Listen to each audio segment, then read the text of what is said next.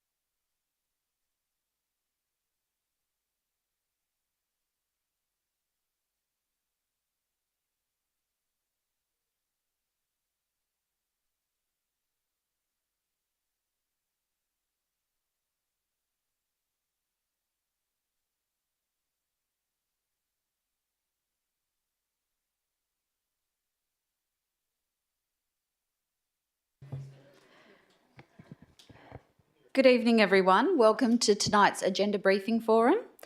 This evening is not a decision-making forum. It is a briefing on the agenda for the Ordinary Council meeting, which will be held next Tuesday, the 31st of October 2023. I'd like to remind everyone in the chambers to ensure that comments are respectful to the Council and all meeting attendees, including city officers and those in our public gallery. Please note this meeting is being live streamed.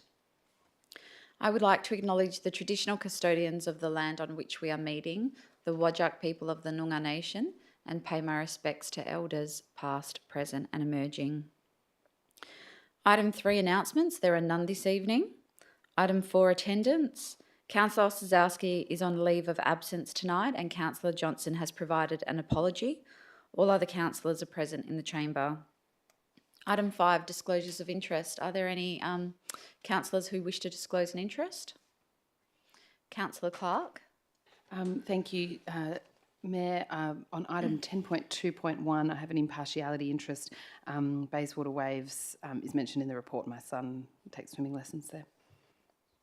And you'll be staying in the room. Anyone else? No? We'll move on to item 6, which is deputations. This evening we have 2 in-person deputations and 2 written deputations. I'll explain how the process will work. Each person who is presenting a deputation will be invited to come forward and speak at the microphone for up to 5 minutes. As we get close to 5 minutes, I'll let you know so that you can conclude your deputation. Once you have finished, councillors may have some questions for you. So the first one we have is in regards to item 10.4.2, proposed telecommunications infrastructure to recreational facility. And we have Leon McGrath in attendance, speaking in support of the officer's recommendation. Please come forward. Is the microphone on? I just have to press the button. Can someone just turn? Thank you. There we go. And thank you for the opportunity to address the forum tonight. I make this deputation in support of the officer's recommendation regarding item 10.4.2 of the agenda. In support, I note my petition to the City of Bayswater, which was tabled at the 22 August meeting with 95 signatures in support of improving mobile coverage in Morley by finding a suitable location at or near Crimea Reserve. I also note there was considerable community support for a mobile telecommunications tower on other unofficial platforms such as Facebook community groups. And I note that of the 11 submissions that were received for this amended application, 8 were in support. By way of background, there is a black spot in Morley for mobile coverage. I live on Southwark Way in Morley, which is about 600 metres from Crimea Reserve. I regularly experience signal strength of minus 120 decibels indoors and minus 110 decibels outdoors. In practical terms, this indicates poor signal strength. It means slow mobile data, falling back to 3G or not at all, and calls that drop out unless Wi-Fi calling is available. And my neighbours and residents in surrounding streets have the same issues.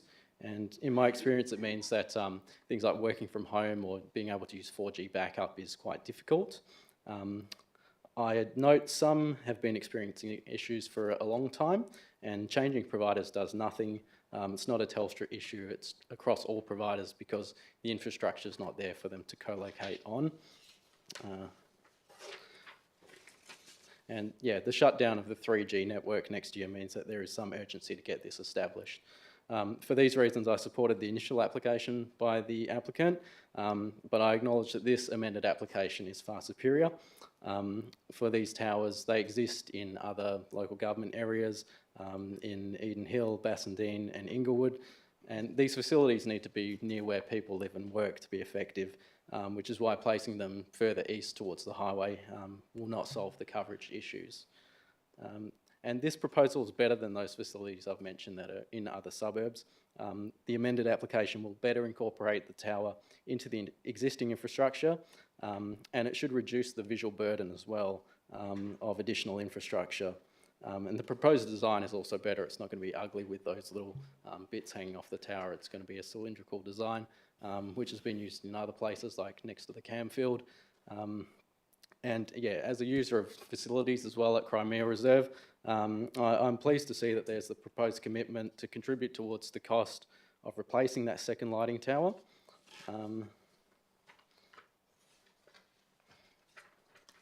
And finally, I would just note the financial implications as well in the report that were mentioned. As I note, this matters before the SAT. If the application is not approved, then there's potential for additional costs to be incurred by council as well. And so for these reasons, I would urge councillors to support this amended application. And while there may be some visual impact, it is outweighed by the benefit to members of the community, residents, businesses in Morley that will benefit from improved mobile coverage. So thank you for your time. Thank you very much. I'll just see if Any councillors have questions? No, thank you for your deputation. Thank you. So in relation to the same item, 10.4.2, Peter Ward is in attendance, speaking in support of the officer's recommendation. Thank you, Mayor.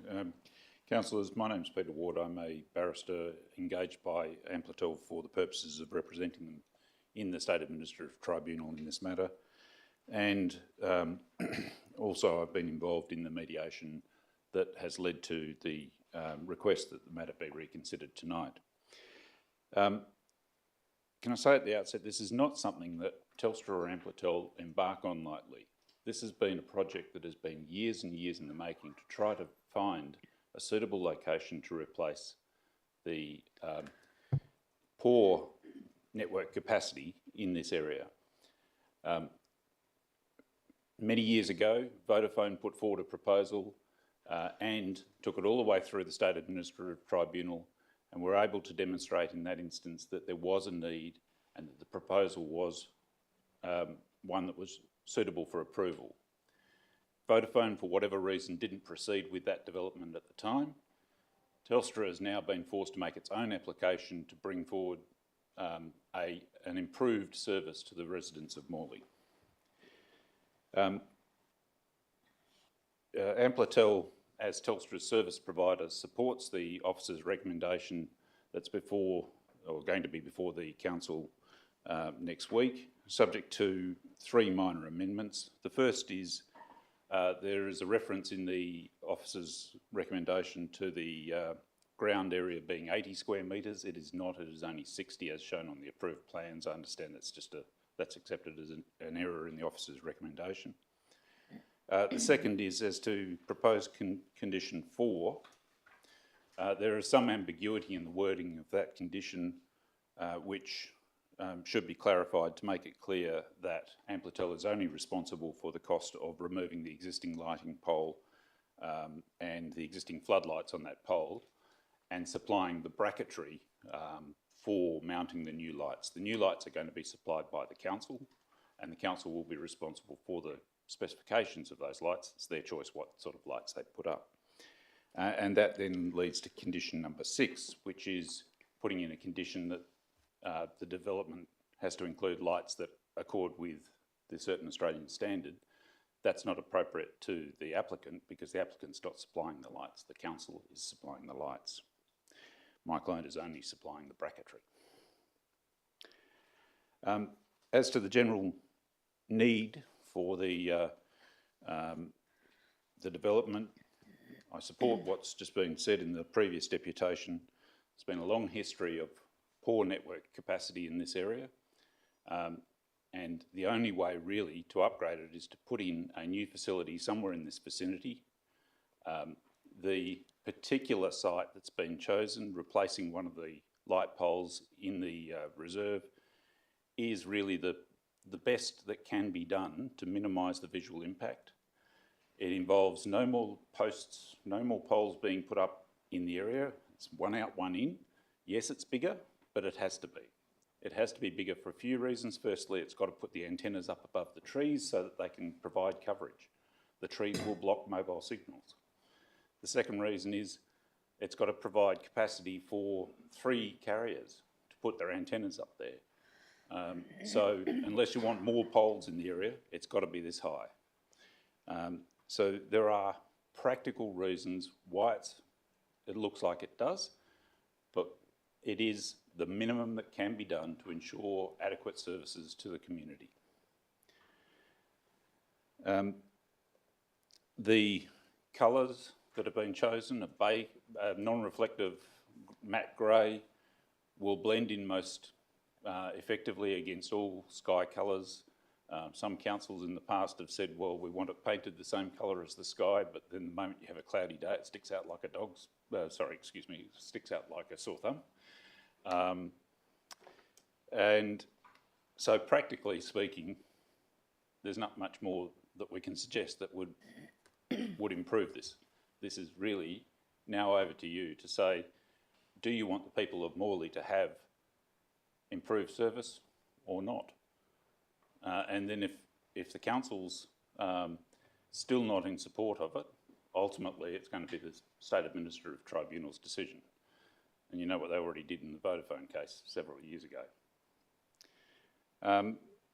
Final things that I'd like to mention. Mr Ward, you're just reaching 5 minutes, so if you could please Yes. conclude. So the final thing is just to say that there's been a lot of discussion with council officers about how to minimise the impact, including relocating the ground facilities.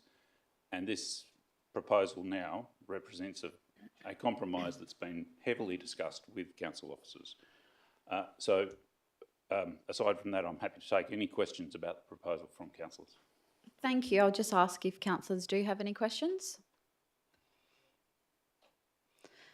No, thank you very much for your deputation. Councillors, we've also received 2 written deputations tonight in relation to this item, 10.4.2. One from Joy Nichols in opposition to the officer's recommendation, and one from Peter Ward on behalf of the applicant speaking in support of the officer's recommendation. These written deputations have been provided to councillors and are available on the city's website. I will take those as read. I'll now move on to item 7, questions on agenda reports. And no one's registered any queries. I'll go around and ask councillors if they have any questions on any of the items. Councillor Peterson-Peak. Yes, thank you. I have questions with regards to item 10.4.4, mosquito control and drone operations. Just that one? Yes.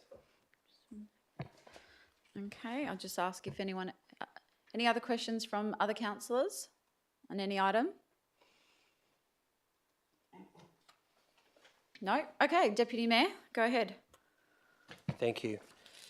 Yeah, just a few questions. The first one at the bottom of the first page of that item, which is page 289 in my agenda, there is a table with regards to the budget changes as a result of this item. So my request is if we can get some explanation about what does it really mean. The first kind of line talks about increased income and then increased expenditures. I just want to understand what does it mean. Do we need to take money from one place? Why? And yeah, thank you. I'll go to the director to respond. Thank you, Madam Mayor. I'll defer to Mr Worthington. Thank you.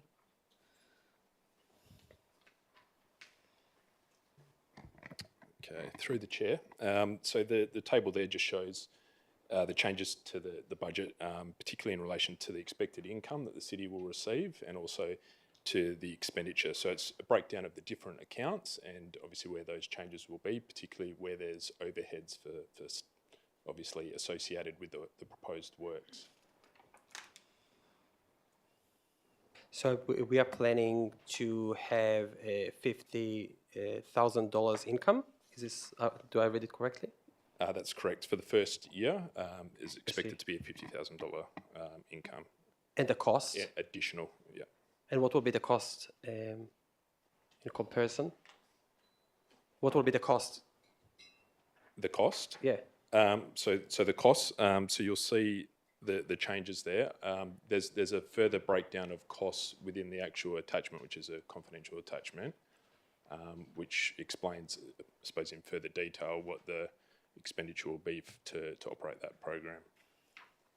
So can you direct me where I can see whether we are going to be in deficit after this or we are going to be in the plus? Because it's not clear from the table. So through the chair, there will be a increase in revenue of 50,000 for this present financial year. That $50,000, as you'll see on the bottom line, will be transferred into a reserve account, which will then be used subsequently for purchase of equipment. Thank you. I did understand the income. I'm just to understand the expenses, because this table shows lots of expenses, right? Yep. So how much all the expenses together? I'm just going to go to the director. Thank you. It's in confidential item 295 and 296. I can't go into the detail contained within the confidential attachment, But what it does outline, without disclosing the amounts, is on page 296, it has the annual cost to operate the commercial activities. That's your true natural figure. What's explained within the actual agenda item itself, through the chair, is the breakdown of the accounts as part of our budgeting process. So that's why it's slightly more confusing, because it's relating to our natural accounts, whereas the summary, which is easier to digest, is on page 296 and page 295.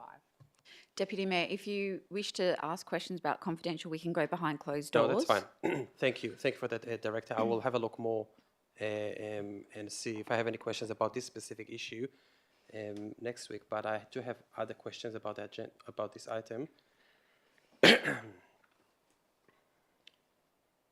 Sorry, going back to the item from the confidentials. Apologies.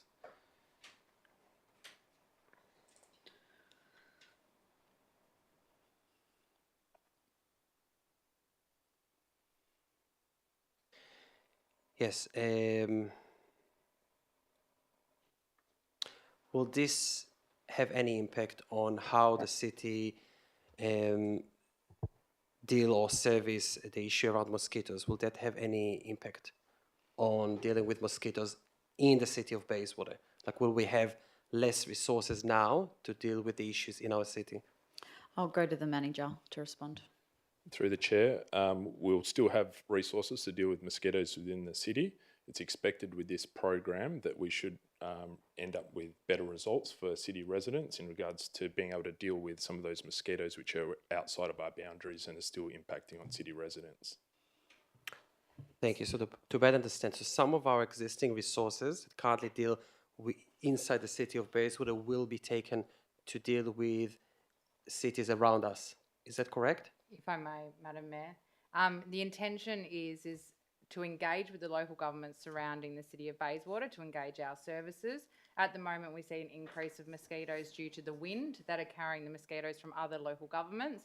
This will help mitigate that, whilst obviously providing us a commercial return as well, which will therefore improve our position around mosquito control in the city of Bayswater as well. Thank you. Would any revenue coming from this program go back to environmental health specifically and to deal with mosquitoes? Thank you. Through the chair. At this stage, it will be going into a reserve, and that will be dealt with through the budgeting process. So it's not automatically. So, and not all revenue will go back to deal with mosquitoes. Not That's the necessarily. decision of this council, and we'll work through that at budget. Thank you. Risks. Are there any risks from doing something like that? If the drone falls somewhere, you know, what is the impact on us if something happens by expanding this program beyond the city? I'll go to the director. Thank you. Sorry, it's my first meeting, so we're just trying to determine who's going to be answering questions first. In terms of risk, there is a risk. We're using technology. However, we will be insured to manage that risk. Also, where the drones will be flying will be over areas that are principally not occupied by residents. It's over our wetlands and waterways, etc. And likewise for the adjoining councils and other councils that we would be offering that to. Thank you. And my final question, are we also planning to offer those services to shires that are further away from the city of Bayswater? So mosquitoes are not necessarily coming to us. Are we planning to expand beyond? Through the chair, yes. We have received interest from multiple councils, some that do not abut our council as well. The best part about it, if you want to put it that way, is that mosquitoes are seasonal. So we could potentially go to other local governments where mosquitoes are in season there, but not so much in season with us. So therefore, we have our resources already and we can utilise them in the off-season as well. Thank you very much. Anyone else have a question on this item? No?